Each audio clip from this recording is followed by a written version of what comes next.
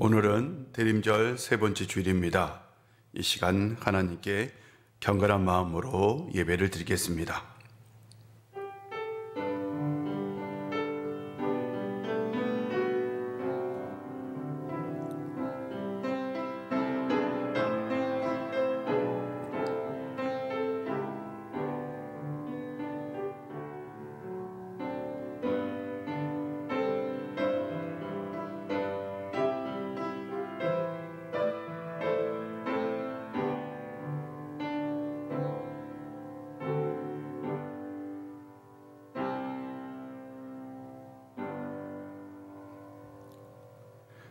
너희는 여호와를 만날 만한 때에 찾으라. 가까이 계실 때에 그를 부르라. 악인은 그 길을, 불의한 자는 그의 생각을 버리고 여호와께로 돌아오라. 그리하면 그가 긍휼히 여기시리라. 우리 하나님께로 돌아오라. 그가 너그럽게 용서하시리라. 아멘. 거룩하신 성삼위 하나님께 감사와 찬송과 경배를 드립니다. 구원받을 자격도 없고 아무런 의와 공로도 없는 저희들을 거룩한 백성으로 삼아주시고 오늘 이렇게 예배의 자리로 불러주시니 감사드립니다. 예배하는 이 시간 저희의 입을 열어 성부 하나님의 이름을 찬송하게 하시며 우리의 손을 들어 십자가를 지신 성자 예수님의 은혜를 높이게 하시며 우리의 마음을 열어주시어 성령님의 온전한 인도를 받으며 영과 진리로 예배하게 하옵소서. 예배의 처음과 나중을 온전히 맡기오니 예수님의 이름으로 기원하옵나이다. 아멘. 우리 다 같이 사도신경으로 우리의 신앙을 고백합니다. 나는 전능하신 아버지 하나님 천지의 창조주를 믿습니다. 나는 그의 유일하신 아들 우리 주 예수 그리스도를 믿습니다.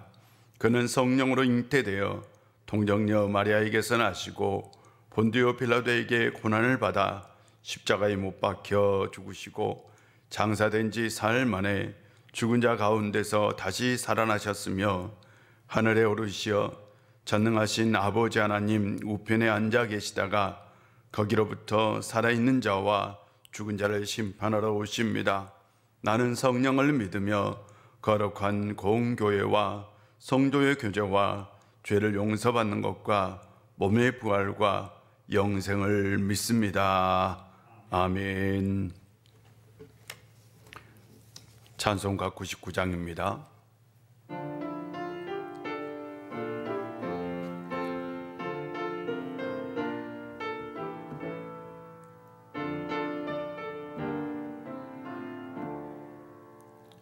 주님 앞에 떨며 서서 세상 생각 버리고 고요하게 머리 숙여 주의 은총 밀어라. 하늘 보자 버리시고 우리 위에 오신 주 왕의 왕이 되신 주님 이 세상에 오셔서 사람 몸에 나시어서 우리 주가 되셨네. 하늘 양식 넘치도록 우리에게 주시네. 하늘 천사물이 지어 행진하며 나가니 영광스런 하늘나라 참된 빛이 퍼지네. 마귀 권세 물러가고 밝은 세상 되리라. 하늘 천사 주님 앞에 엎드려서 절하고 소리 높여 찬송하며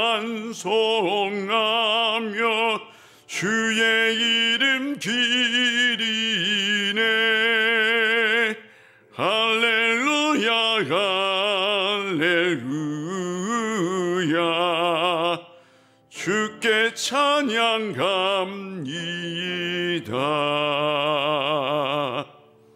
아멘. 오늘 우리에게 주신 하나님의 말씀은 누가복음 8장 43절부터 48절까지입니다. 누가복음 8장 43절부터 48절까지입니다.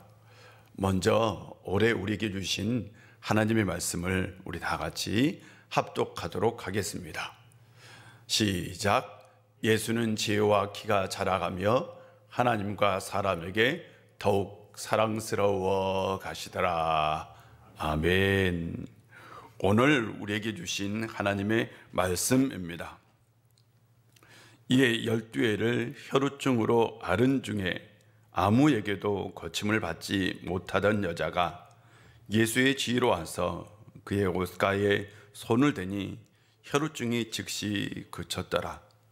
예수께서 이르시되 내게 손을 댄 자가 누구냐 하시니 다 아니라 할 때에 베드로가 이르되 주여 무리가 밀려들어 미나이다. 예수께서 이르시되 내게 손을 댄 자가 있도다. 이는 내게서 능력이 나간 줄 알미로다 하신대. 여자가 스스로 숨기지 못할 줄 알고 떨며 나와 엎드려 그 손 댄 이유와 곧 나은 것을 모든 사람 앞에서 말하니 예수께서 이르시되 딸아 내 믿음이 너를 구원하였으니 평안히 가라 하시더라. 아멘. 오늘도 하나님의 은혜가 여러분 가운데 함께 하시기를 주의 이름으로 축복합니다. 대학 2학년 때에 바로 1학년 후배를 인생 상담한 적이 있습니다. 한 해를 더 살았다고 인생 상담을 해달라는 거였죠. 인생 상담의 내용은 부모님께서 불화가 심해서 별거를 하게 되었고, 그리고 삶이 많이 힘들고 어렵다는 내용이었습니다. 그리고 하는 말이 삶이 너무나 힘들어서 죽고 싶을 때가 많았다 라는 얘기를 하는 것입니다. 저는 속으로 생각하기를 야 나는 너보다 더 힘들었어 라는 말을 해주고 싶었는데 차마 그 얘기는 하지 못하고 야, 아무리 힘들어도 살아야지, 생명은 소중한 거야, 신앙을 가져봐 라고 얘기를 했던 얘기가 생각납니다. 저는 그때 두 가지를 깨닫게 되었습니다. 첫째는 사람이 느끼는 고통이 그 사람에게는 절대적인 고통이라는 것을 알게 되었습니다. 후배가 말하기를 자신이 세상에서 가장 불행한 사람이고 가장 고통이 많은 사람인데 이고, 또한 다른 사람들을 보면 참 다른 사람들은 문제가 없이 평안하게 사는 것 같은데 왜 나에게 이런 고통이 있느냐라는 하소연이었습니다. 사람은 자신이 느끼는 고통, 그 고통이 세상에서 가장 큰 고통이라는 것을 느끼고 살아가는 거죠. 둘째로는 다시 한번 인생의 소중함, 특별히 생명의 소중함을 깨닫게 되었습니다. 생명은 세상에서 그 어떤 것과도 바꿀 수 없는 가장 가치 있고 소중한 것입니다. 기독교에서 생명은 평등의 원리를 얘기합니다. 하나님으로부터 모든 사람이 동등하게 받은 것이 있다면 바로 생명입니다. 생명의 관점에서 모든 인간은 다 평등합니다. 세상에 어떤 사람도 두 개의 생명을 받지 않았습니다. 세상 모든 사람은 하나의 생명을 받고 태어났습니다. 그러므로 나의 생명이 소중하다면 타인의 생명도 소중한 거죠. 그러므로 남의 생명을 해치는 것이 세상에서 가장 큰 죄이고 악한 죄입니다. 신라권을 쓴 존 밀턴은 자기의 생명을 사랑해도 미워해도 안 된다. 그러나 살아있는 한 그 생명을 소중히 여기라 라고 얘기했어요. 생명의 소중함을 그는 강조했습니다. 생명은 세상 그 어떤 것과도 바꿀 수 없는 가치 있고 소중한 것입니다. 저는 생명의 존엄이 우리 모두에게서 자본주의, 물질주의, 성공주의를 뛰어넘을 수 있는 가장 아름답고 소중한 가치가 되었으면 좋겠습니다. 예수님이 다시 오시는 대림절입니다. 대림절을 보내면서 예수님이 왜 세상에 오셨는지 우리는 다시 한번 생각해 보아야 합니다. 복음서의 이야기는 예수님께서 세상에 왜 오셨는지를 보여주는 이야기입니다. 오늘 본문은 특별히 사람의 생명에 연관되어 있는 본문 중에 하나입니다. 12해 동안 혈우증 또한 혈우병이라고 얘기합니다. 하혈을 하는 병이죠. 12해 동안 이 병을 앓는 여인이 있었습니다. 이 병은 율법으로 말하면 부정한 병이었습니다. 이 여인은 이 병을 고치기 위해서 수많은 의사를 찾아가 자신의 재산을 다 탕진했지만 그 누구 하나도 이 병을 고쳐줄 수 없었습니다. 이 여인에게는 더 이상 이 세상을 살아갈 소망이 없었습니다.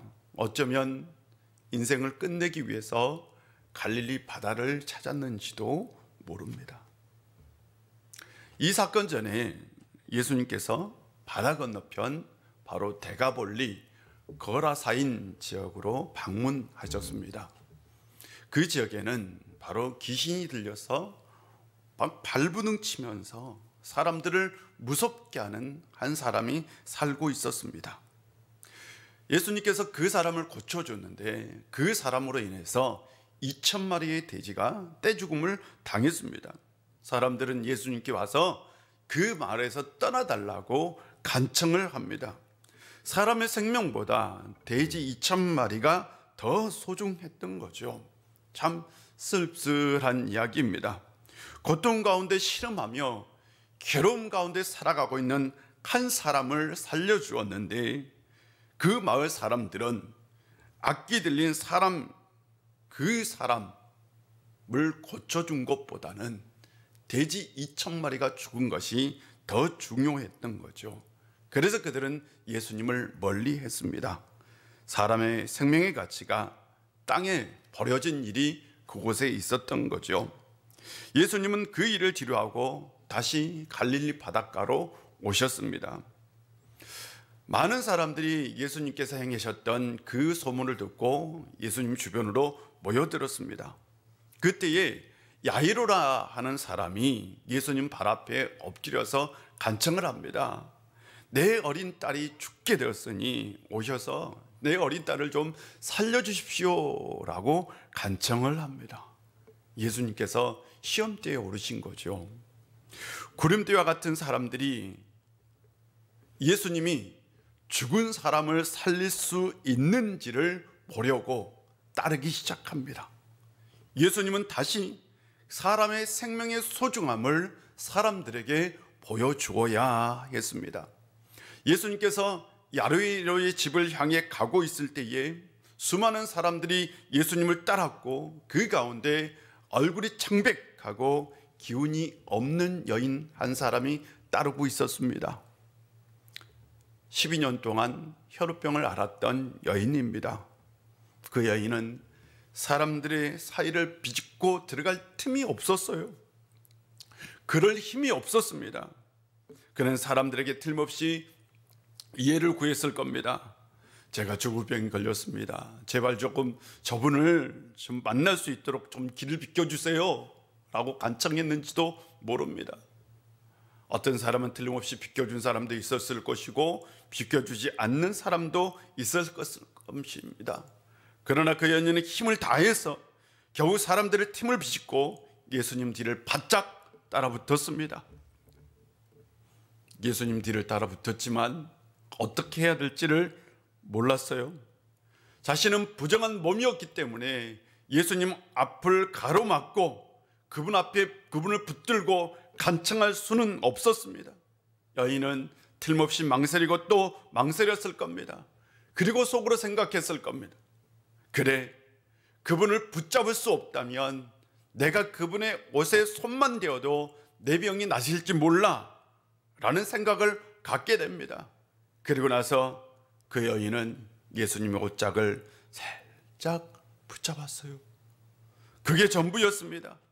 그런데 그녀의 몸에 놀라운 일이 일어났고 그녀의 병이 치유되었습니다. 소리를 지르고 싶었지만 소리는 지를 수 없었습니다. 그러나 분명한 것은 하늘을 나를 것 같이 몸이 가벼워졌다는 거죠. 세상이 달라 보였습니다. 이전과 다른 세상이 된 거죠. 그런데 앞서가던 예수님께서 발걸음을 멈추셨습니다. 그리고 말씀하십니다. 누가 내 옷에 손을 대었느냐? 사람들이 서로 아니다, 나는 손댄 적이 없다 라고 얘기합니다. 베드로는 선생님, 무리들이 이렇게 많아서 밀쳐서 그런 것 같습니다 라고 얘기합니다. 예수님께서는 분명히 말씀하십니다. 아니다, 누군가 내 옷에 손을 댔고 나는 내 능력이 나가는 것을 내가 느꼈다 라고 얘기합니다. 자인친에게 일어난 일을 깨닫고 있는 이 여인은 예수님 발 앞에 엎드립니다. 그리고 얘기하죠. 제가 손을 대었습니다. 그리고 그 여인은 자신에게 일어난 모든 일을 얘기했습니다. 자신의 병이 어떻게 생겼는지, 그리고 이 의사를 찾아갔을 때에 다 재산을 탕진하고 고치려고 했지만 그러나 의사들이 고치지 못해서 삶에 희망이 없다는 것을, 그래서 죽을 생각도 했다는 것을, 인생의 마지막이라고 생각하고 예수님을 찾았다는 것을, 근데 예수님 앞에 설 수 없어서, 차마 예수님 앞에 예수님을 붙들고 간청할 수 없어서 그냥 손만 댔다는 것을, 일의 자초지정을 다 말했습니다. 예수님은 바삐 가는 중에도 여인의 얘기를 다 들어주었어요.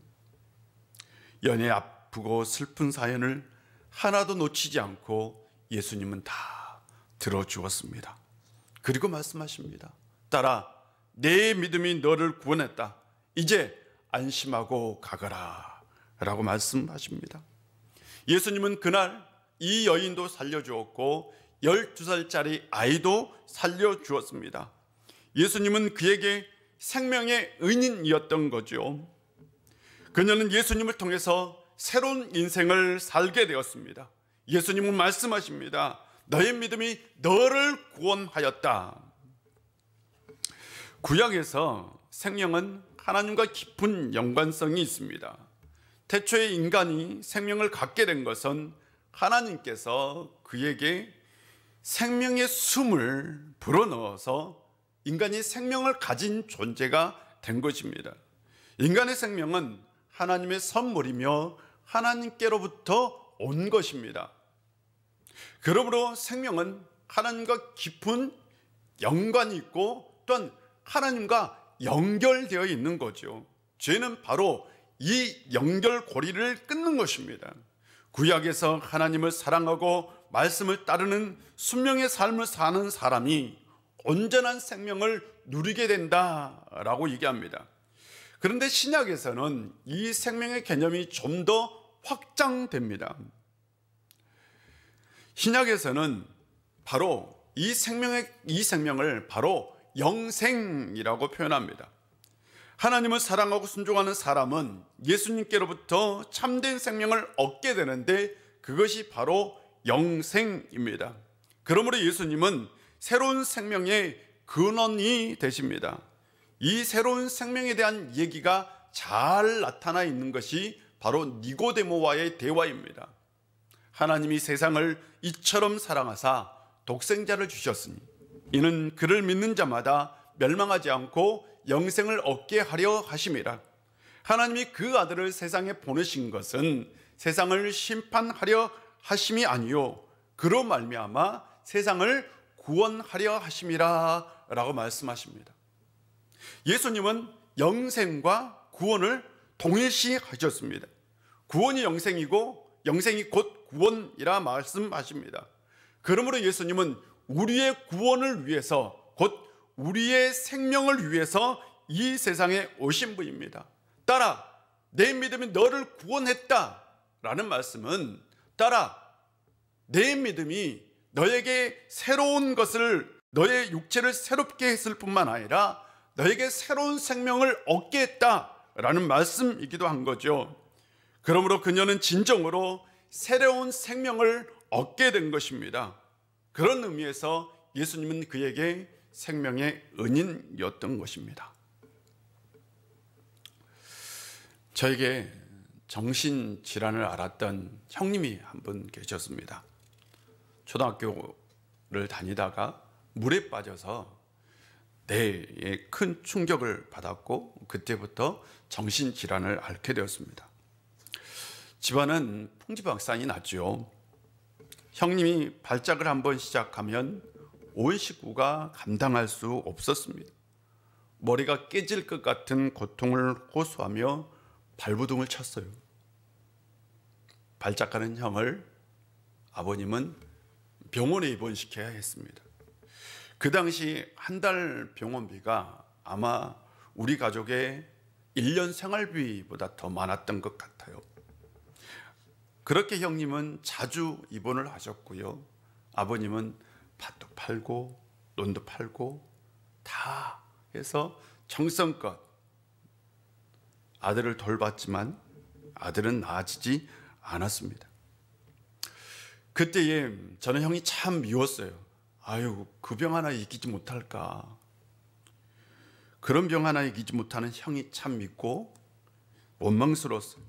근데 커서 생각해 보니까 참 얼마나 힘들었을까, 얼마나 괴로웠을까, 그런 마음도 들었습니다. 저는 그때가 인생의 가장 힘들고 괴로운 시기였습니다. 사는 것이 무엇인지, 또한 사는 것이 왜 그렇게 힘든 것인지 한번 그런 생각을 할 때가 참 많았었어요. 정말 사는 것이 힘들고 괴로웠습니다. 고등학교 2학년 때요. 교감 선생님께서 종교부 아이들을 모아놓고 토요일날 성경 공부를 하였어요. 이제 수업이 다 끝나고 성경부를 할 때에 그때 제가 갈라디아서 2장 20절을 만났습니다. 내가 그리스도와 함께 십자가에 못 박혔나니 그런즉 이제는 내가 사는 것이 아니요 오직 내 안에 그리스도께서 사시는 것이라. 이제 내가 육체 가운데 사는 것은 나를 사랑하사 나를 위하여 자기 자신을 버리신 하나님의 아들을 믿는 믿음 안에 사는 것이다 라는 말씀이 그냥 가슴에 푹 와닿았어요. 맞아, 예수님께서 나 안에 살고 있지. 예수님은 내 인생의 구원자야 라는 것을 깨닫게 되었습니다. 그 후로 인생의 괴로움이, 고통이 사라졌고요. 그 고통에서 벗어날 수 있었습니다. 삶의 환경은 변화된 게 없었는데 내 마음, 내 영혼이 변화된 거죠. 영적인 체험을 한 것입니다. 내가 예수 그리스도를 통해서 새로운 생명을 얻었다라는 것을 깨닫게 되었습니다. 그날부터 예수님은 내 생명의 은인이었습니다. 저는 그때를 지금도 생각하면 가슴이 떨리고요. 큰 감동이 밀려옵니다. 예수님은 내 생명의 은인이었습니다. 예수님이 세상에 왜 오셨을까요? 예수님은 사마리아에 있는 야곱의 물가에서 여인에게 이렇게 말씀하셨습니다. 내가 주는 물을 마시는 자는 영원히 목마르지 아니하나니 내가 주는 물은 그 속에서 영생하도록 솟아나는 샘물이 되리라 라고 말씀하셨습니다. 고통과 절망 가운데 살아가는 사마리아 여인은 예수님을 만났습니다. 그녀는 예수님이 주는 물을 마셨습니다. 삶이 달라지고 인생이 달라졌습니다. 예수님은 그녀의 인생에 생명의 물을 부어주셨던 것입니다. 요한복음 6장을 보면 예수님께서 자신을 생명의 떡이라 라고 얘기합니다. 그리고 말씀하시기를 하나님의 떡은 하늘에서 내려 세상에 생명을 주는 것이다 라고 말씀하십니다. 예수님께서 왜 이 세상에 오셨는지를 말씀하고 있는 거지요. 자신은 생명의 떡으로 이 세상에 오셔서 생명을 주기 위해 왔다라고 말씀하신 거죠. 그러므로 예수님은 이 세상에 생명의 구주로 오셨습니다. 우리를 살리기 위해서 오셨습니다. 예수님은 생명의 은인이 되려고 이 세상에 오신 것입니다. 사랑하는 성도 여러분, 우리는 예수님을 만나야 되는데 어떤 예수님을 만나야 되느냐? 바로 생명의 은인으로서의 예수님을 만나야 합니다. 여러분은 생명의 은인으로서의 예수님을 만나셨습니까? 우리가 인생을 살다 보면 인생의 큰 고통과 아픔이 찾아올 때가 있습니다. 그때에 누구의 고통이 크고 누구의 고통이 작다라고 말할 수는 없지요. 고통을 만났을 때에 그 고통은 그 사람에게 절대적이고 가장 큰 고통이 되는 거죠. 그런데 그때가 바로 예수님을 생명의 은인으로 만날 때입니다. 아직도 예수님을 생명의 은인으로 만나지 못했다면 꼭 생명의 은인으로서 예수님을 만나는 성도님들이 되시기를 바랍니다. 생명의 은인으로 예수님을 만났다면 그때의 주님을 다시 기억할 수 있는 성도님들이 되시기를 주의 이름으로 축복합니다. EBS 파란만장이라는 프로그램에서 나온 이야기입니다. 바로 25세 손경서 청년의 사연입니다. 5살 때 부모님이 이혼하고요, 친척집을 전전하게 되었대요. 8살 때에 보육원에 들어갔는데 보육원에서는 그때의 그 보육원에서는 집단 폭행이 있었대요. 이 집단 폭행을 당하고 나서 사람이 어떻게 하면 죽을 수 있지? 라는 생각을 그때 하게 되었대요. 사람이 어떻게 하면 죽을 수 있을까?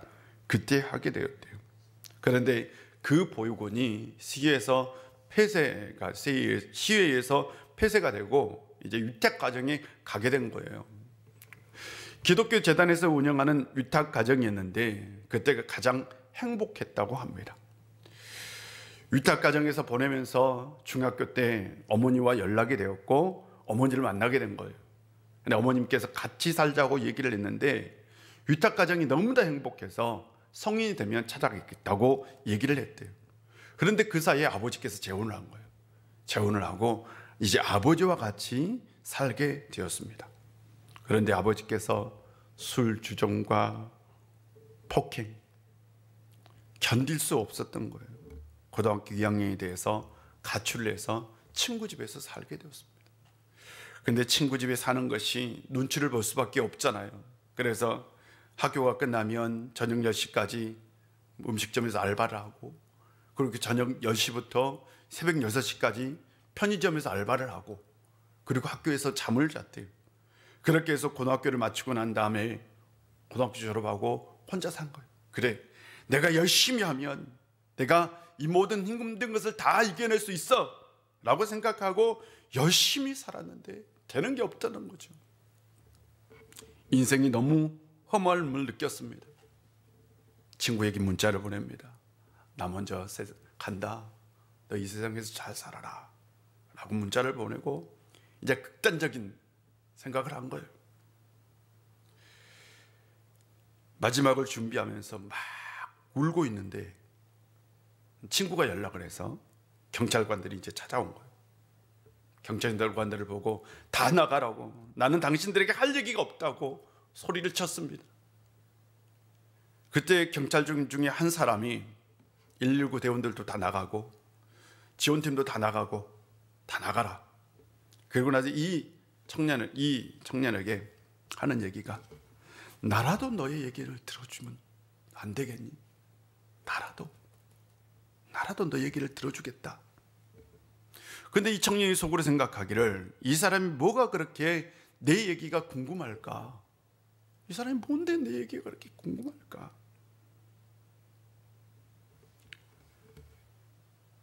그래서 그 청년이 이 경찰과 단둘이서 자기 인생을 얘기한 거예요.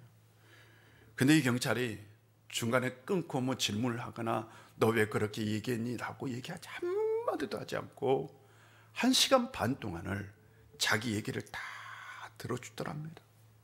그리고 하는 얘기가 참 힘들었겠다. 너 내가 생각해도 나라도 너무나 힘들었겠다. 그리고 하는 얘기가 야, 너 추워 보인다. 내가 너 커피 한 잔 주고 싶은데 경찰서 같이 가면 좋겠다. 그리고 내가 너 꼭 취직시켜 줄게 라고 얘기를 해주더라고요. 그래서 경찰을 따라가서 이렇게 가는데 계속해서 차에서 막 사람들에게 연락하는 거예요. 일자리를 부탁하고, 이런 청년인데 일자리를 부탁한다. 경찰서에 도착했는데 국밥을 한 그릇 시켜준 거죠. 며칠을 굶어서 그냥 정신없이 먹은 거예요. 그리고 얘기 다 끝내고 집에 가는데 손에 5만 원짜리를 꼭 쥐어주면서 절대로 나쁜 생각 갖지 말라고. 그리고 아침 저녁으로 꼭 연락을 해 주더랍니다. 그 사람이 바로 서병수 경위입니다. 25살, 25살 송경서 청년은 서병수 경위를 만났고, 서병수 경위는 그에게 생명의 은인이 되었던 거죠. 생명은 누구에게나 소중한 것입니다. 힘들고 어려운 사람에게도, 절망 가운데 있는 사람에게도, 죽음 직전에 있는 사람에게도 생명은 소중한 것입니다. 그러므로 세상에서 생명을 살리는 그 일이 가장 큰 일이죠. 예수님께서 왜 이 세상에 오셨을까요? 사람들에게 생명을 주려고, 사람을 살리려고, 이 세상에서 가장 큰 일을 하려고 오신 거죠. 예수님은 우리를 살리려고 오셨습니다. 예수님은 지금도 생명의 은인으로 우리에게 다가오십니다. 그 예수님을 삶 가운데서 만날 수 있는 성도님들 되시기를 바랍니다. 박노해 시인의 겨울사랑이라는 시가 있습니다. 사랑하는 사람아, 우리에게 겨울이 없다면 무엇으로 따뜻한 포옹이 가능하겠는가? 무엇으로 우리 서로 깊어질 수 있겠는가? 눈부라치는 겨울밤이 없다면 추위에 떠는 자의 시린 아픔을 무엇으로 헤아리고 내 온몸을 녹이는 몇 평의 따뜻한 방을 고마워하고 자기를 벗어버린 희망 하나 커 나올 수 있겠느냐? 따뜻한 겨울이 있기 때문에, 추운 겨울이 있기 때문에 따뜻한 포옹을 할 수 있다고, 서로 더욱더 깊어질 수 있다고 시인은 노래합니다. 추운 겨울밤이 있기 때문에요. 문드러치는 겨울밤이 있기 때문에 시린 마음을 가진 사람을 이해할 수 있다라고 시인은 노래한 거죠. 코로나의 위기가 없다면 우리는 생명의 고귀함을 잊고 살지도 모릅니다. 코로나의 위기가 없다면 우리는 서로 간의 생명의 소중함을 잊고 살았을지도 모릅니다. 예수님은 그 생명의 소중함을 아시고 이 세상에 오신 분입니다. 예수님께서 십자가를 지셨습니다. 십자가의 고통 속에서 생명의 고귀함을 인지하셨습니다. 십자가는 생명의 고귀함을 느끼는 예수님의 마지막 몸짓이었습니다. 십자가는 생명의 가장 소중한 가치라는 것을 보여줍니다. 십자가는 우리의 생명을 위한 자기 생명의 희생이었습니다. 그래서 예수님은 우리의 생명이 소중하다는 것을 누구보다 잘 아십니다. 그분은 우리를 살리기 위해서 이 세상에 오셨습니다. 한 주간 생명의 은인으로 오신 예수님을 만날 수 있는 성도님들이 되시기를 주의 이름으로 축복합니다. 기도하겠습니다. 사랑가리의 하나님, 힘들고 어려울 때에 고통과 절망 가운데서 생명의 은인으로 오신 예수님을 만날 수 있는 저희들 되게 하여 주시옵소서. 우리가 이 세상 살아갈 때에 우리의 영혼의 생명의 숨을 불어주시고 이 세상의 고통과 아픔을 생명의 능력으로 이길 수 있는 저희들 되게 하여 주시옵소서. 한 주간 우리 우일의 모든 권속들 이 세상을 살아갈 수 있는 희망과 용기를 주옵소서. 예수님의 이름으로 기도합니다. 아멘. 찬송가 85장입니다.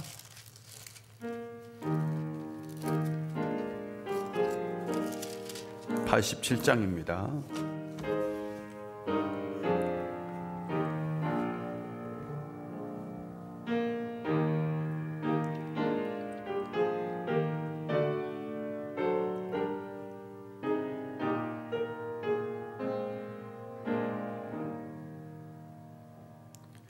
내 주님 입으신 그 옷은 참 아름다워라. 그 향기 내 맘에 사무쳐 내 기쁨 되도다. 시온 성보다 더 찬란한 저 천성 떠나서 이 세상 오신 예수님 참 내 구세주. 내 주는 쓰라린 고통을 다 견디셨도다. 주 지신 십자가 대행할 때 나 눈물 흘리네. 시온 성보다 더 찬란한 저 천성 떠나서 이 세상 오신 예수님 참 내 구세주. 내 주님 입으신 귀한 옷 나 만져 보았네. 내 발이 죄악에 빠질 때 주 나를 붙드네. 시온 성보다 더 찬란한 저 천성 떠나서 이 세상 오신 예수님 참 내 구세주. 주님 영광의 옷 입고 문 열어 주실 때 나 주님 나라에 들어가 영원히 살겠네. 시온 성보다 더 찬란한 저 천성 떠나서 이 세상 오신 예수님 참 내 구세주. 아멘. 우리 다 같이 기도하겠습니다. 하나님 아버지, 오늘도 우리 가운데 함께 해주시고 은혜 주셔서 감사드립니다. 아버지 하나님, 특별히 우리를 주의 전으로 불러주셔서 말씀으로 예배로 역사해 주시니 감사드립니다. 또한 온라인으로 예배드리는 우리 가운데 함께 해주시고 하늘의 신령한 복으로 늘 채워 주옵소서. 아버지 하나님, 이 시간 우리가 귀한 예물을 주님 앞에 드리오니 이 제물을 주님께서 기뻐 받아주시고 흠양하여 주시옵시고 드리는 손길 위에 하늘의 신령한 복으로 땅의 기름진 복으로 채워 주옵소서. 특별히 이 예물을 통해서 우리 우유교회가 이 땅에서 맡겨진 사명을 잘 감당해서 생명의 역사, 복음의 역사를 일으키는 교회 되게 하여 주시옵소서.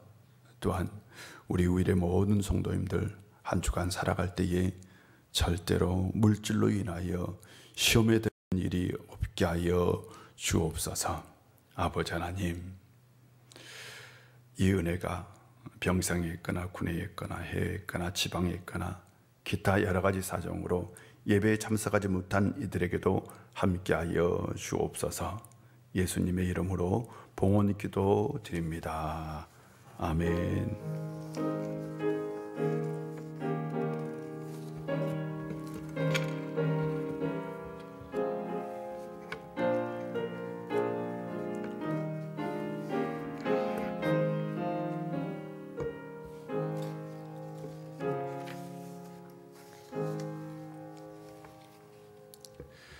교회 소식을 전해드리겠습니다. 대면 예배가 계속 지속되기를 원했는데 이렇게 온라인 예배를 다시 드리게 되어서 참 가슴이 아픕니다.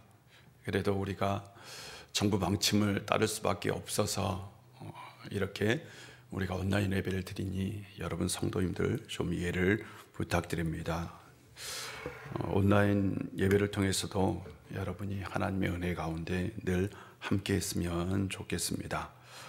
우리가 다음 주 예배는 당회를 통해서 또한 통보를 해드리도록 하겠습니다. 우리가 한 주 한 주 장로님들과 의논해서 예배를 결정하려고 합니다. 또한 수예배, 새벽 예배도 한 주간 드리지 않고 이후의 일정은 추가로 통보해 드리도록 하겠습니다.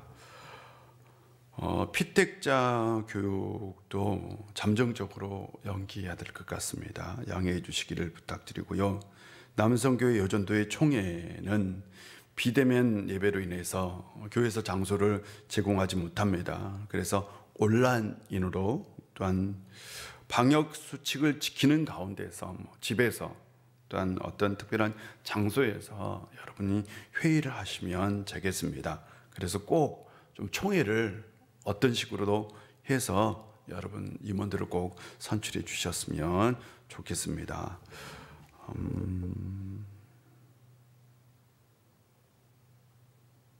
나머지 광고는 주보를 참고해 주시면 되겠습니다. 우리 다 같이 일어나서요. 가정에 있는 분들도 한번 일어나면 어떨까요? 일어납시다. 우리는 오직 예수, 오직 믿음으로 살아야 합니다. 우리는 오직 예수, 오직 믿음으로 살아야 합니다. 우리 손 들고 찬양합시다.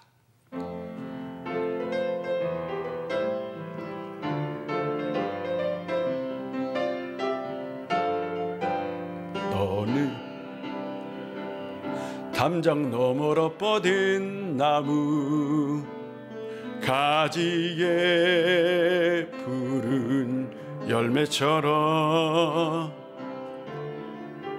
님의 귀한 축복이 삶에 가득히 넘쳐날 거야.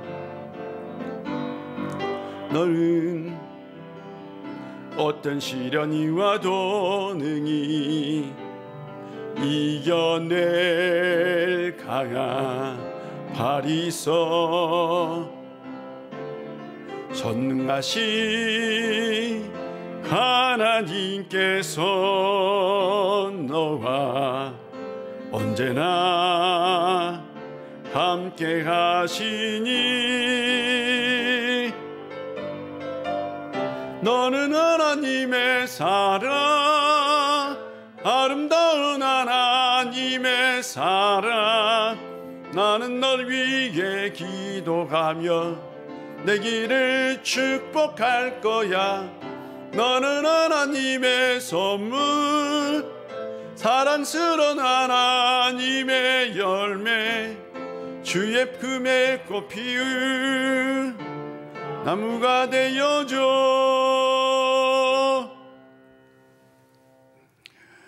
십자가의 사랑으로, 십자가의 은총으로 우리에게 생명을 주셔서 세상에, 그리고 우리에게 생명의 은유를 오신 우리 구주 예수 그리스도의 놀라우신 은혜와 우리 아버지 하나님의 크신 사랑과 성령의 충만한 역사가 이런 코로나의 시기에, 인생의 힘들고 어려운 시기에 생명의 은혜를 오신 예수님을 만나 인생의 평안을 얻고 삶의 목적을 발견하고 이 세상 속에서 살아가기를 원하는 우리 우일의 모든 성도님들과 그들의 삶의 터전과 이 나라와 이 민족 위에 이제부터 영원히 함께 하시기를 간절히 축원하옵나이다.